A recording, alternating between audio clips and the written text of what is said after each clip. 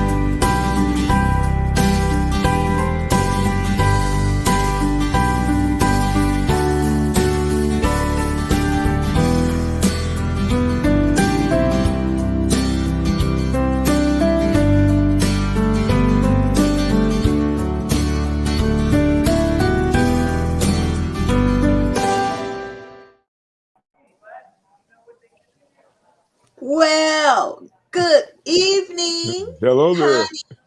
And should I call you Pastor Rufus? No, plain old Rufus works real good. Okay. It's great. It's great to see you all. And Connie is in the airport. She's stuck in where are you, Connie? I'm in San Antonio, Texas, You're in San. hoping to get to Dallas. Oh wow. And your plane was what is it? Just delayed? It was rerouted due to bad weather in Dallas, so it's unable to land in Dallas. Oh, okay. Well, hopefully you'll get home before tomorrow. Yes. Well, I'm just so happy that you were able to be here because I know about that. You know, when your plane is rerouted or you look up on the board and it's the flight is canceled or Yep. whatever. And Rufus, where Yes, are you? ma'am. I am sitting in my house and without benefit of storm, so I'm in a good place. Okay, so where are Oh, you? I'm sorry, Jacksonville, Florida. Oh, you're in Florida. Yeah, Well, yeah. guess what? I'm not even going to ask you what the temperature is. Well, it's decent, but we're gonna have our share of storms, so I have no bragging points. Yeah, yeah, but it's probably what 80 something degrees. Oh no, not that high. It's 76. Well, still, I don't want to know. I'm in Chicago. I know Chicago Oh, well. Right. I Yeah, was just there. Yes.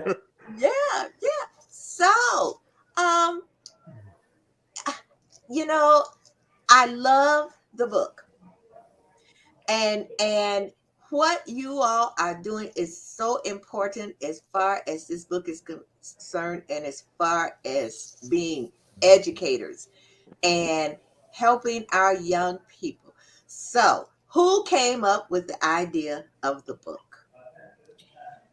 Well, we it's I guess did I Connie or You. did yeah. Well, I'll tell you what, I was working on a speech, and the speech would be called Leave a Mark.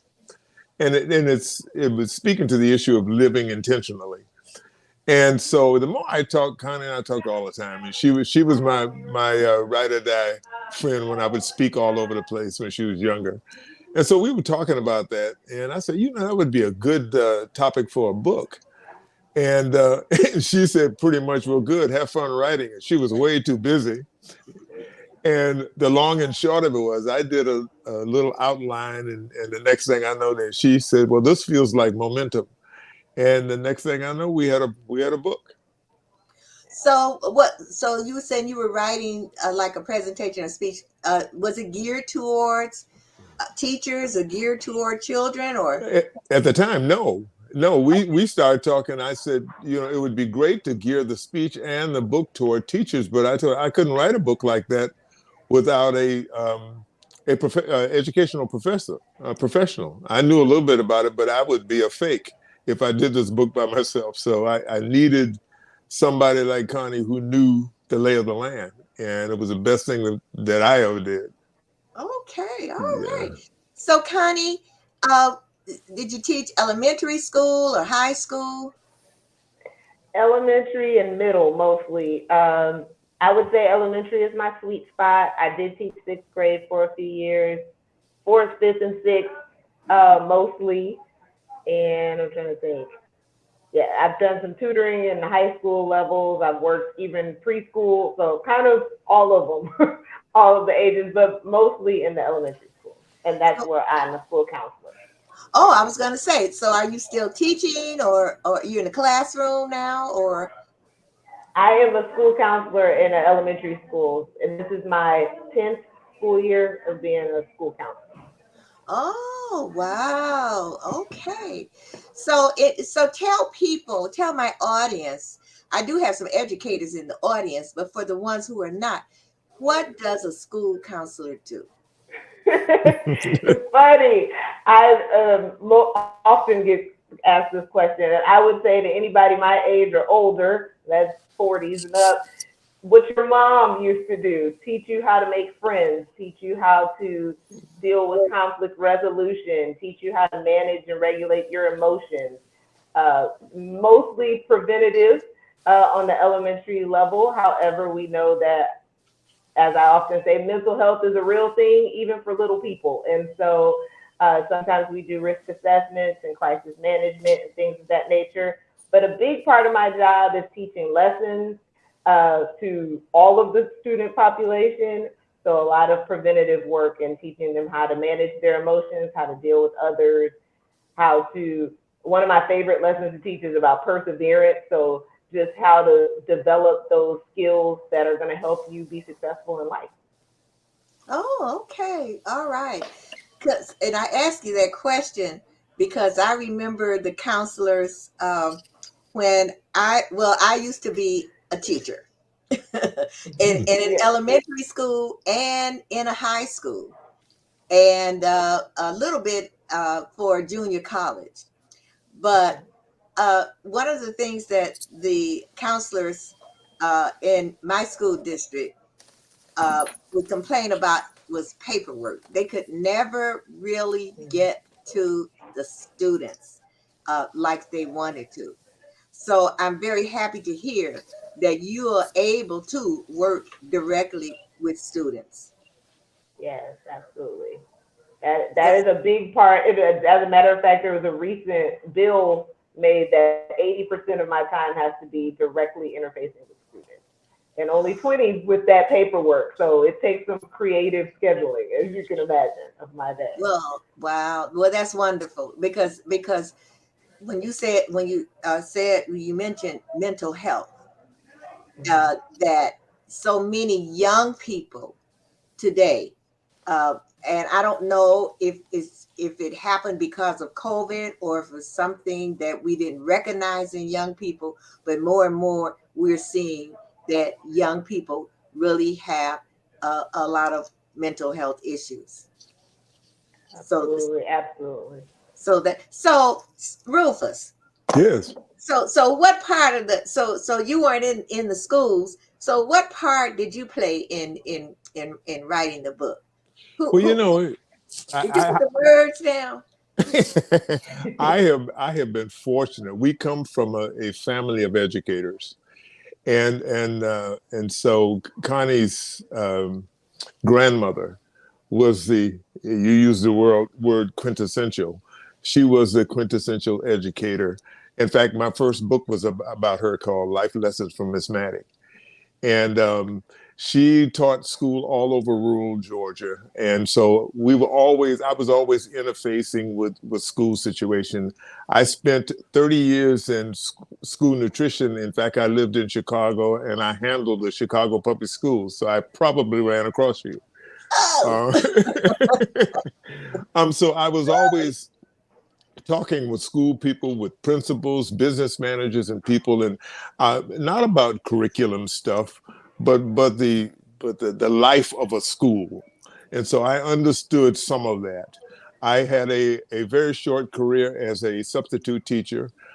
It was after I retired. It was 11 hours, and I was done. And and there's some people who need to stay in their lane. Clearly, I was out of mine, but I have great respect for teachers, and so I brought probably the an understanding of human interaction. How people think and that kind of thing, and it's whether it's in school environment or anything else. People are people. And so we were able to mesh nicely. Connie kept us in between the lines when it came to education, so that we didn't, what we said had legs from an educational standpoint. And I understand people. I spent 30 years in sales and as a pastor and everything else. And so it was a nice meshing of efforts between the two of us. okay. All righty. So you were. We don't really want to say anything bad about CPS, but although I can since I retired. But, so when were you involved with Chicago Public Schools? Oh, right up until I retired. Probably I retired in 2014. And so up until almost probably about last 8 or 10 years, I was involved with the Chicago Public Schools, and then I handled school districts across the country. So not just Chicago, but whether they were charter schools in Florida or whether there was schools in New Orleans after Katrina. Um, but I spent about 10 years working with Chicago people. Okay, I Yeah. retired in 2007. Okay. Okay. So, What so school were you in? well, I went to a lot of different schools. I was a school-based problem solver, facilitator, school-based Okay. problem solving facilitator. And so I Okay. went around to different schools to train the principals and the teachers Ah, on okay. a specific kind of program to improve kids' reading comprehension Oh, skills okay. and Okay. behavior. Yeah, yeah, Yeah, yeah. yeah. So, so Connie, so you were in a very unique position in that first you were in the classroom, and then you came out of the classroom and as a counselor. So, do you think you made more of an impact when you were in the classroom or as a counselor? Ooh, that is such a hard question. I often would say that teachers are the front line for their students, and so they make those deep relationships because they see Johnny every single day, you know. Whereas with the counselor, I don't see 26 kids every single day, but the kids I see, I go deep with. So I would say I don't know if I can pick one or the other. Different impacts, but I would say I'm kind of like the grandmama or the cool auntie to the whole school because all the kids know me. And so I'm able to go deeper with them. So maybe as a counselor, I guess I'd say as a counselor. That's a hard Okay, okay.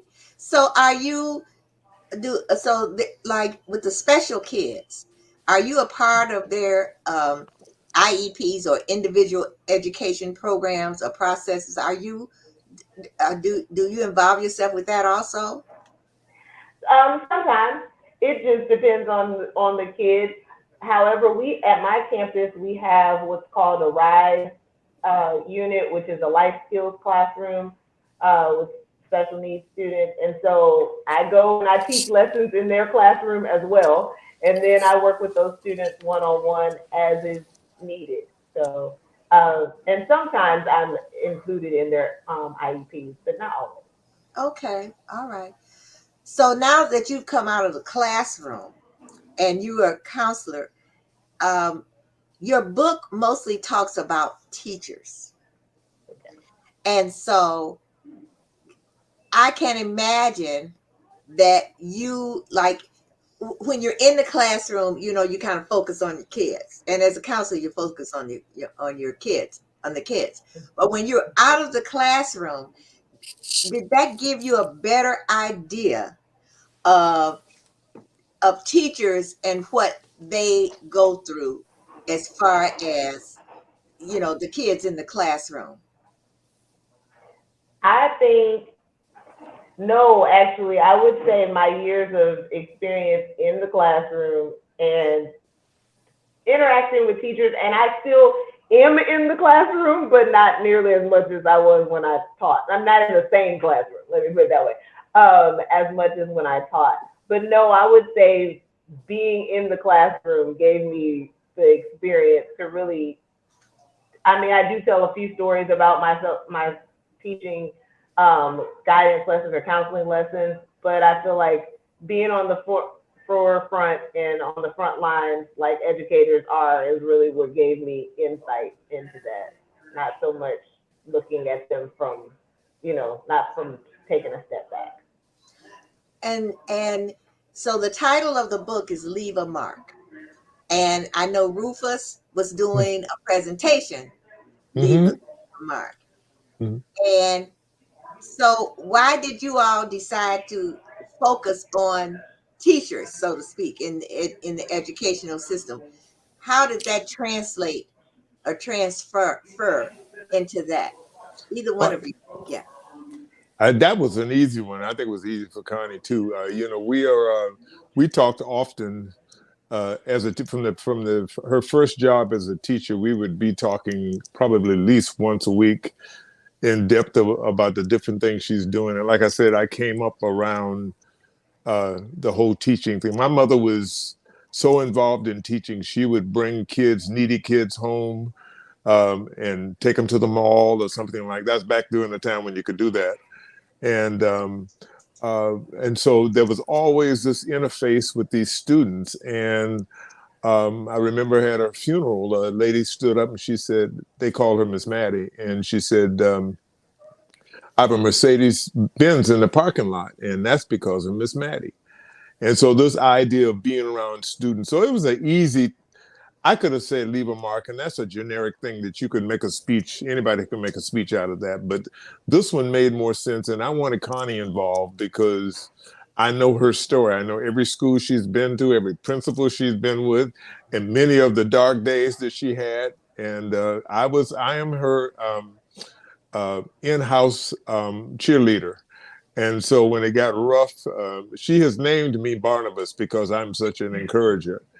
Okay. And so it was I'm going a long way to say a short thing, but it was easy to focus on the students. Okay. So, Connie, a question came in, and the person asked, "What is the worst issue that you had to deal with in the classroom or as a counselor?"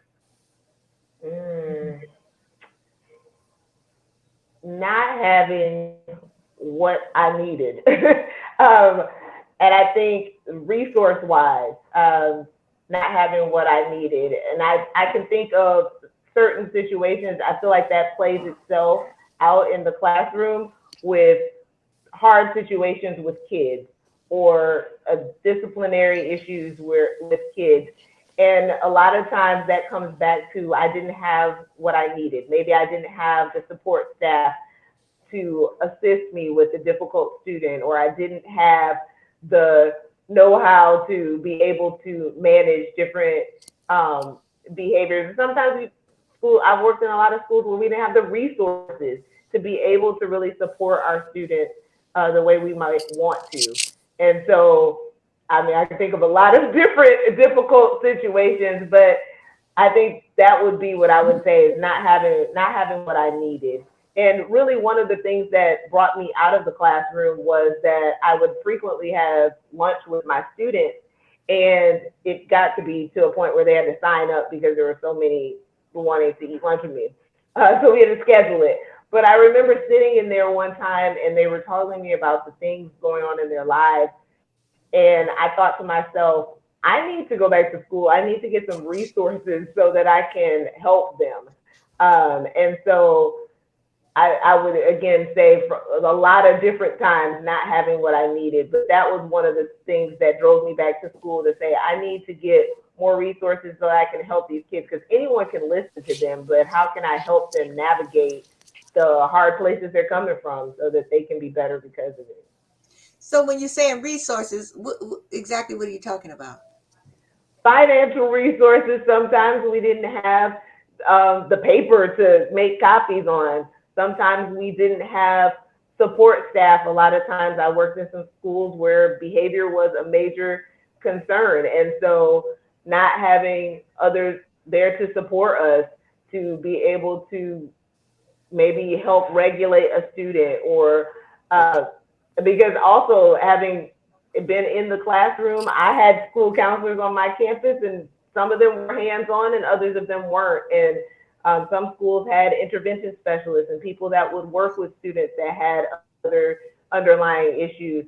But many times I worked on campuses where that wasn't available to us. So that's when I think about the challenges, I would say behavioral challenges were in large part not because kids are bad, but because we didn't have the resources to be able to help them. Okay. And the other question came in, what is your biggest victory working with the kids? Oh man. Oh, these are some hard questions. I didn't think about these in my preparation. No, you know what? We never, my audience, that's why I say it's fluid, because they might ask anything. No, I love that. I would say probably my biggest victory, I had a parent it's been a few years back. I had a parent, she was Spanish speaking. I speak enough Spanish to understand, but not to communicate back. And her English was about like my Spanish.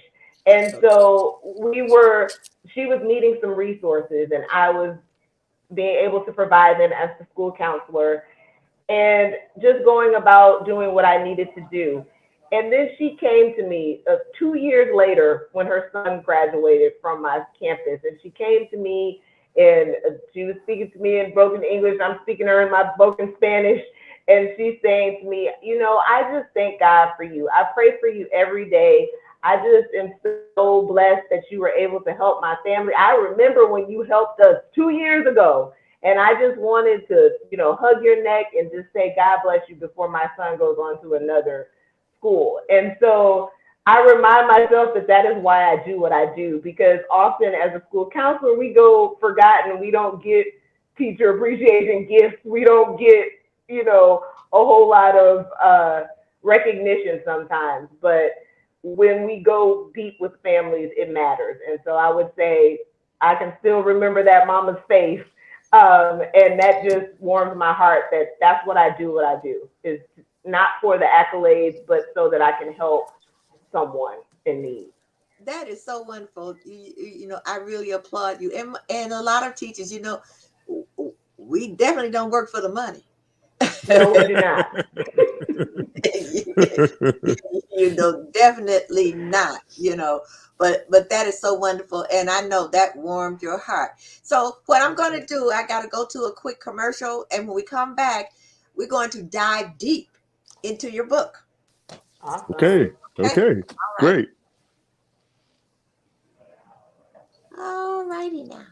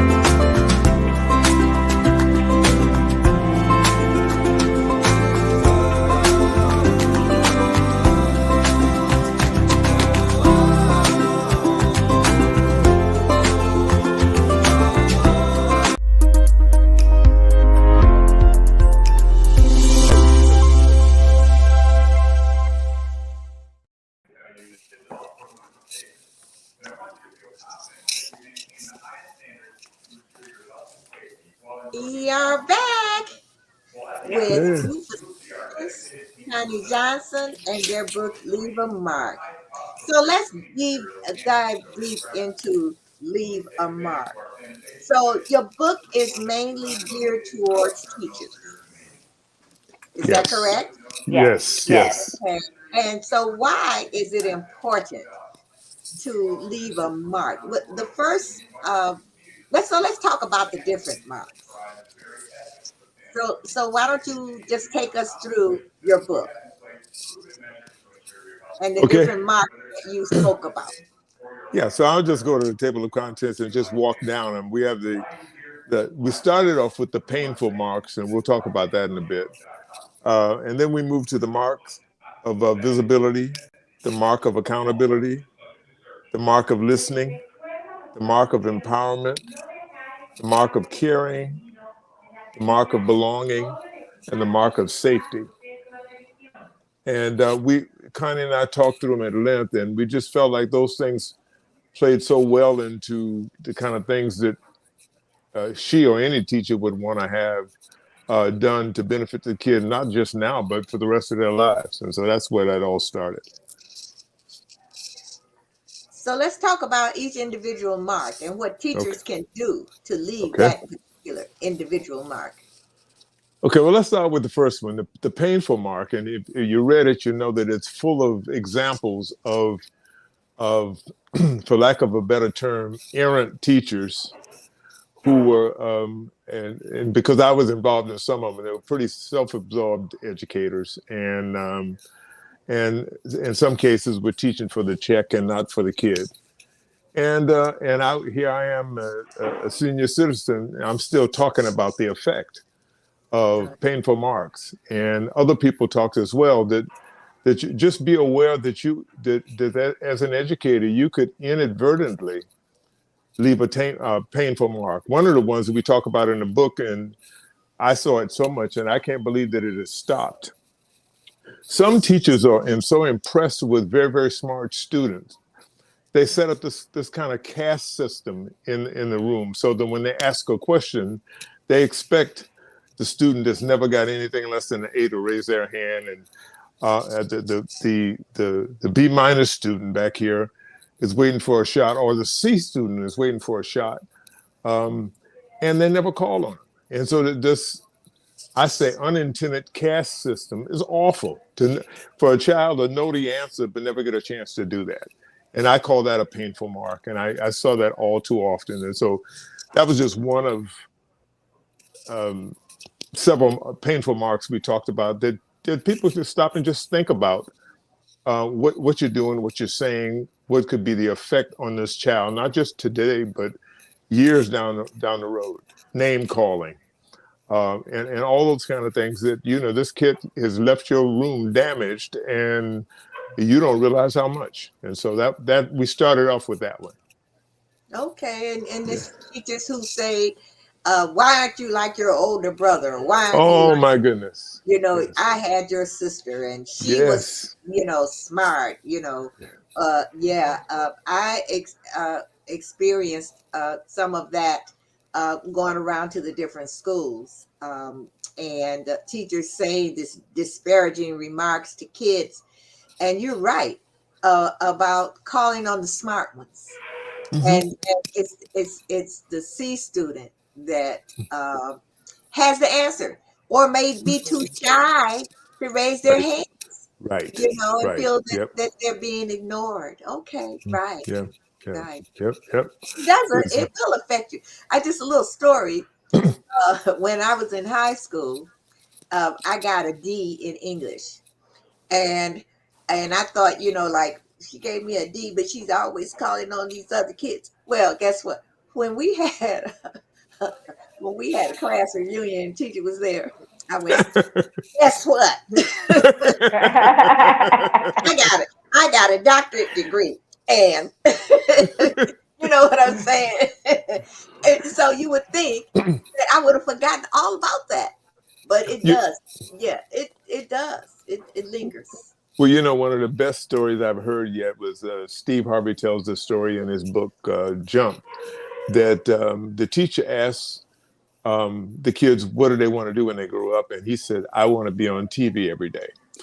And his teacher was so incensed by that. She called him names in class. In fact, took his paper home to his parents and told him that this idiotic, or wrote a note or something, this idiotic expectation of his. And of course, we all know what Steve Harvey did. Well, when he got famous, every year he said he sent that teacher a TV. Up until the time she died, he sent her a TV because he was on TV every day. Wow, that's Yeah, wonderful. Wow. yeah, yeah. So let's talk about some of the good marks that you want Yes. teachers to leave. Yes. The first one is the mark of visibility. And I'll speak to that just because I wrote that mark. It's probably one of my favorites. I think belonging is my other favorite. But I feel like you cannot leave an intentional mark on a target that you can't see. So it is important to make sure that we leave that mark of visibility on our students. And like you said about why can't you be like your sibling? I am the baby of the family, and so I have an older sister, and I often had teachers say, "You're not like your sister. You're nothing like your sister." And the mark of visibility really talks about getting to know students intentionally, taking out the time to see them and to see who they are, to see their strengths and their gifts, but even to see how they're doing today. I know these kids well enough that I can see on the countenance of their face that something's not right with Marco today. I need to dig deeper. And so it really speaks to the point of intentionality within the book. And that's kind of laced throughout all of it because we're going to leave a mark. But if we want to leave positive marks, we want to be intentional with it. And so visibility talks, it also talks about ethnicity and being intentional about incorporating different ethnicities, especially the minority ethnicity on your campus, which could be a majority in the world, but it may be the minority on your campus. And so realizing that every kid wants to be seen, every kid wants to feel like they matter and that their thoughts matter, that someone's listening to them. And then also we talk about those difficult students, those challenging students, and really seeing them, seeing what they want. In the world of mental health, we talk a lot about the reason behind the behavior. And so a lot of times we used to say, like, what's wrong with you? But really, what happened to you? Why the change in that question of what happened to you? And so what need do you have? And a lot of times we find students that get plagued or tagged as being the problem kid. There's a need that they have that we as the educators aren't meeting. And so they're going to get that need met by any means necessary. And it may be one that we, in a way, we would prefer not. And so it really, that whole chapter just talks about seeing our students as a whole, seeing them as individuals, and really seeing what their needs are, because the mark that we choose to leave on them will be specific to those individual kids. But if we don't see them as individuals, then we are not intentional about what marks we should leave on them. Okay. And there's another mark, good mark. Yeah. You want to speak to accountability too, Connie? I will. I started this chapter with a quote from one of my friends who is an educator. She taught science, and it kind of, the story tells her story. But I remember when she said these words to a student: a half truth is a whole lie. I remember sitting at my desk and hearing her say that in the hallway, and I later told her, I'm going to use that somewhere. This is way before we thought we were ever going to write a book. But she made it to the book. But what she did, our administration at the time felt that you could not leave elementary school without spending some time in her classroom, because she was known for holding her students accountable. She held your feet to the fire. You were going to do what you needed to do. And so she called that student out. She was known for having those side conversations. She would not embarrass you, but she would hold your feet to the fire and make that expectation. So that chapter of accountability talks also to wanting to change the behavior, and sometimes and how we can do that with discipline, and not it doesn't always have to be punitive. Sometimes we want to take away recess, or we want to assign you extra homework, but that doesn't necessarily change the behavior and give you the discipline to do your homework every week, or every night, just because you're punished. And so that chapter also talks about the importance of building those relationships so that we can hold them accountable to the standards that are set for them. Okay. All righty. Yeah. Then the next mark is a mark of listening, and Connie wrote this one. I love this, but I'll speak to it. The issue is that teachers are talkers by design, but some of their better work is done in listening, and hearing what listening, not only just physically listening, but understanding who that child is, and as they listen. The listening actually drives the decisions that they choose to make in the classroom. And once they model listening, there are all sorts of little tips we give in the book on teaching kids how to listen better. And as they listen better, then they understand the benefit of listening. And so the teacher has to, what's incumbent upon the educator is to pump his brakes, and understand you need to stop talking. Okay, and you need to understand who this child is, what he's saying. Connie has some great examples of listening in there. And I know from teachers I've had, the best ones I've ever had were the ones who listened. They didn't always agree, but they listened. And so that was a great mark that and when they model listening, the student takes that with him when he leaves or when she leaves. And the next one's an empowerment. Yes. Yeah, oh yeah. That screams off the rooftop. I think Connie and I'll do a push-pull on that. Connie, you want that, or you want me to take it? You can take it. Okay.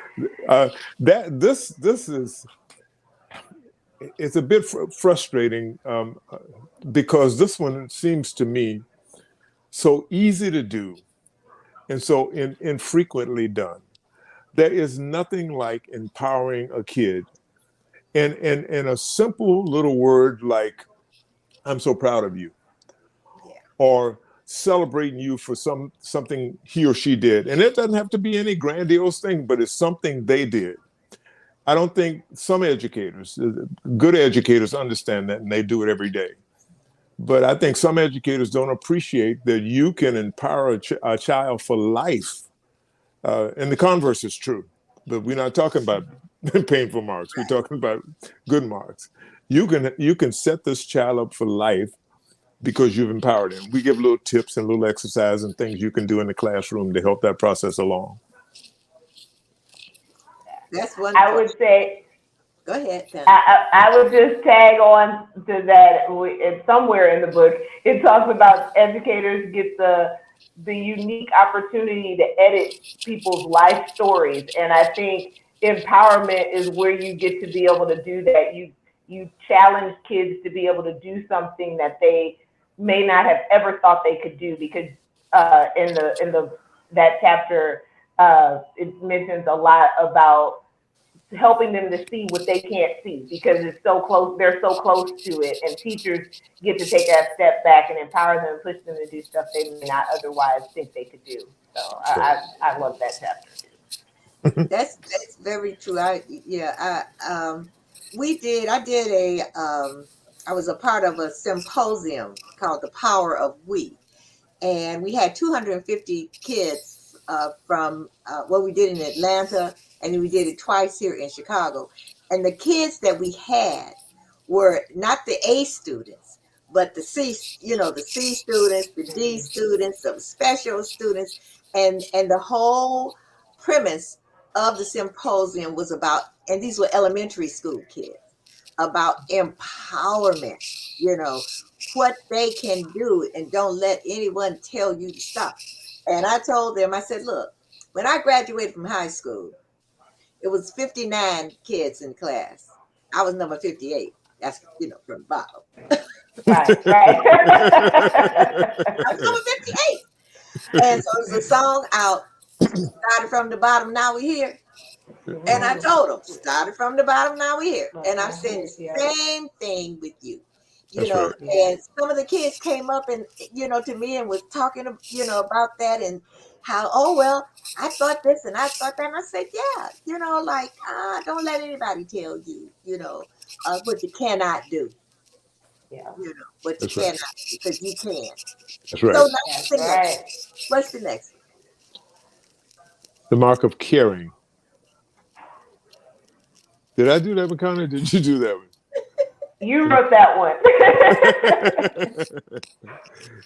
the this one of the things Connie said earlier, and it really kind of rides through all of these marks, and it's the issue around relationships.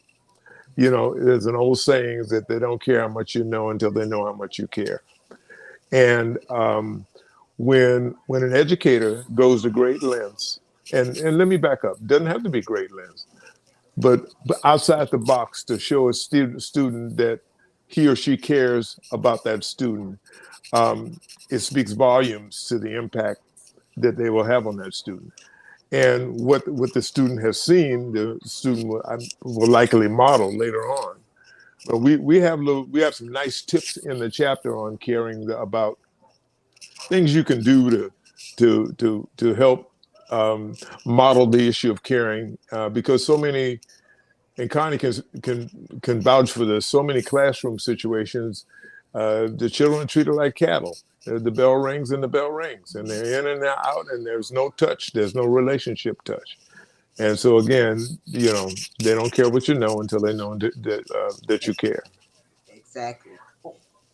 I would add on to that also, just I think that it teachers have so much on their plates now. There's so many paperwork that they have to do and so many different things that they have to do.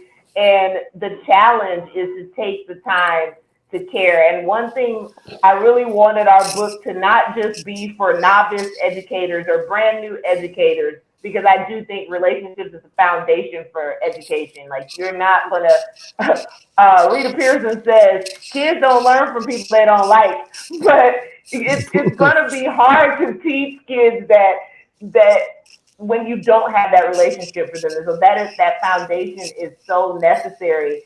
But we wanted the book to underscore that for new educators, but also for those who have been in the trenches, who have seen administration after administration come and go, superintendents, new initiatives, and all of these things, and who may have kind of lost their spark, and reminding them of something they already know, that good teachers care about their kids, and just reiterating the importance of taking the time to care. Yes, we know that they are after you about those test scores, and they're after you about all these different things that you have to do, but just again reminding them, take the time to be intentional and show that you care, because it does matter, and it can help encourage and improve those test scores, hopefully.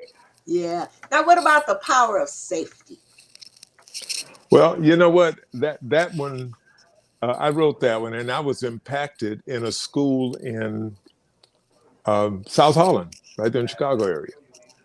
And I was in the school early one morning, and I'm sitting there waiting, and the principal comes on, and she does her morning announcement. And when she gets done, her final sentence was, "Let me remind you, you are safe here."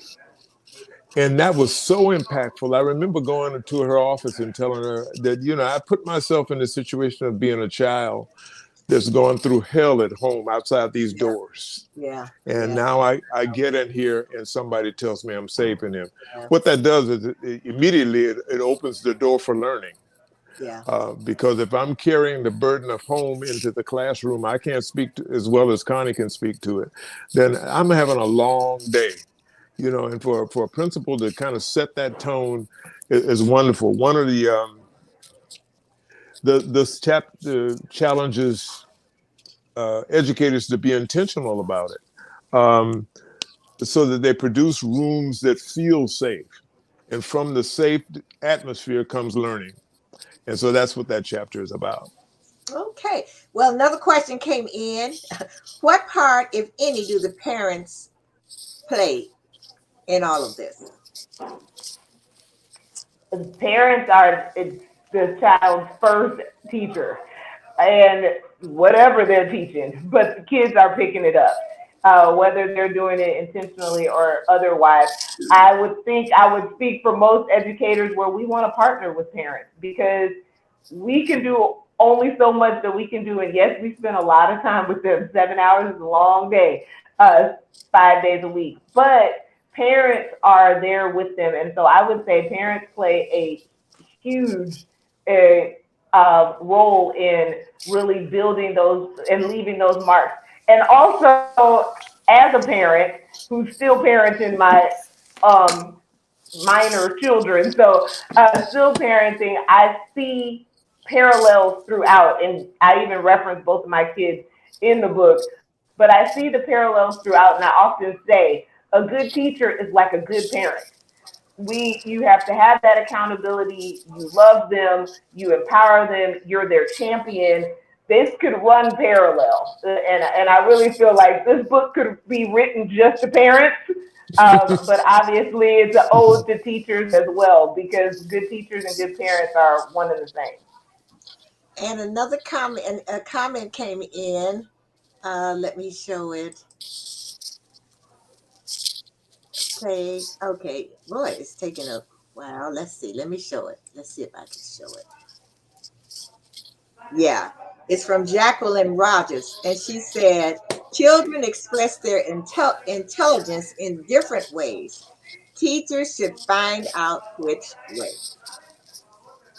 Totally agree. Absolutely, wholeheartedly agree. I feel like that speaks to the mark of visibility and empowerment. Yeah, because a lot of times kids will think, I'm a C student, school is hard for me in every subject. I just don't excel here.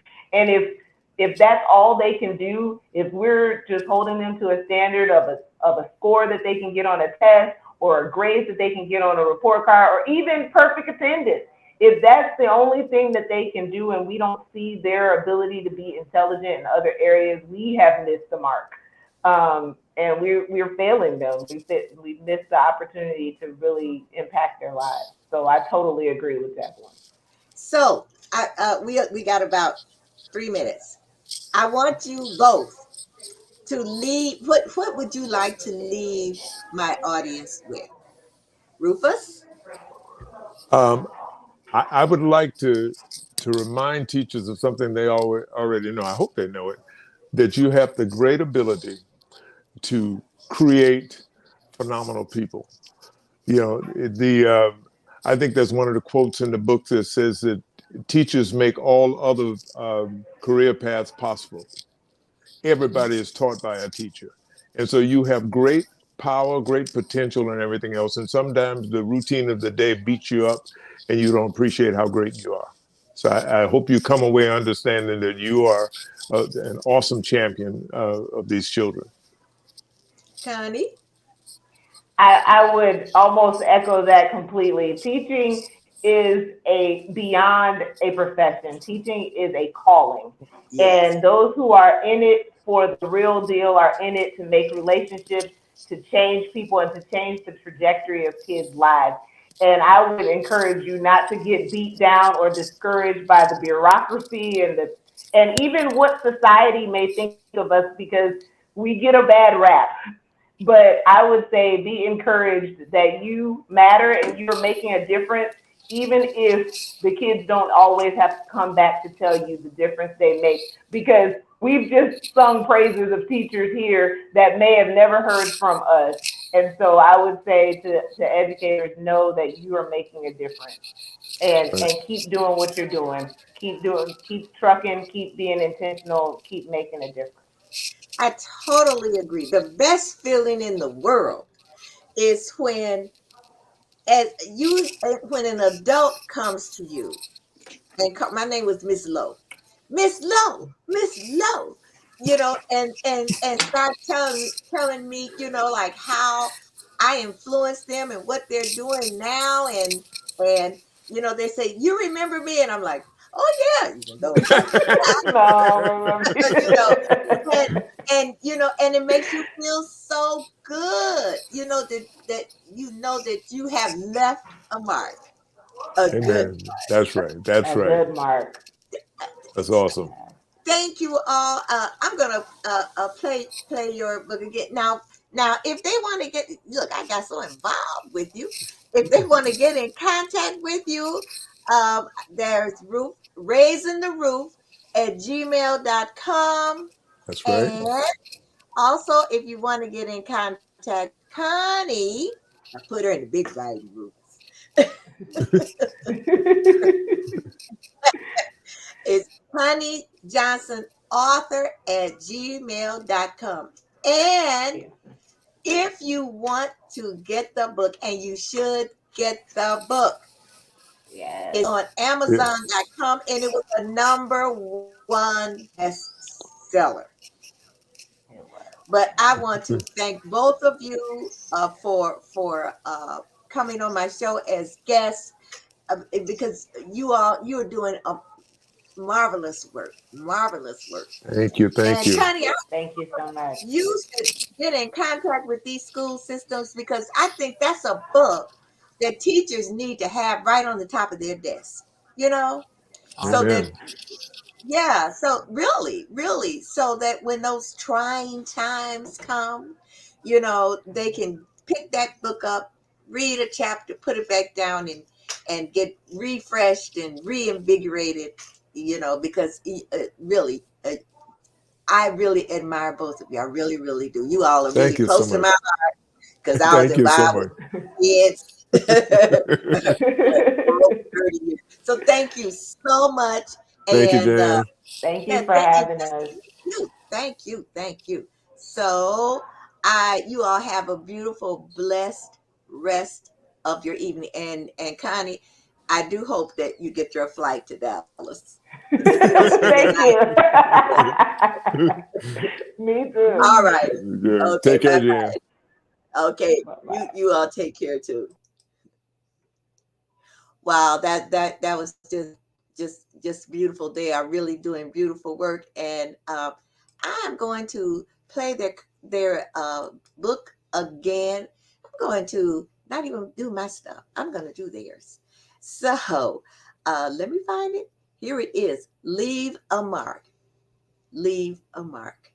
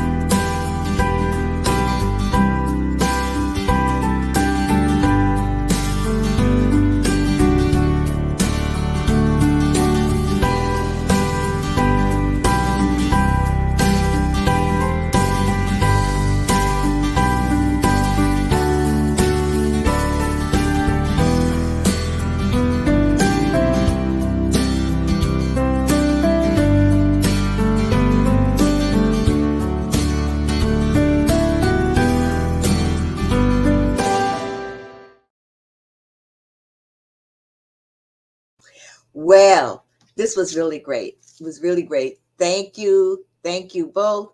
And Maxine says it was extremely, very informative. So I will see you again next week. And guess who's going to be my guest? Surprise, surprise. It's going to be Rufus Stephens. We're going to talk about Miss Maddie. So I will see all of you all next week on Relationship Matters. And remember, there are all kinds of relationships, and all kinds of relationship matters. So we'll see you again next week. Have a beautiful, blessed rest of your morning, afternoon, or evening.